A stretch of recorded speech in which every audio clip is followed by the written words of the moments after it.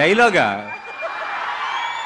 సరిపోదా సరే ట్రైలర్ చూసినాక మీకు అర్థమైపోవాల్సింది ఏంటంటే డైలాగులు తక్కువ యాక్షన్ ఎక్కువ అని. సో నాకు మీరు యాక్షన్ వెనకాల నుంచి చూపించేస్తారు, స్క్రీన్లోంచి కాదు బేసిక్గా. సో డైలాగ్స్ మనం సినిమా కోసం ఉన్న డైలాగ్స్ అన్నీ కూడా సినిమా కోసం సేవ్ చేద్దాం.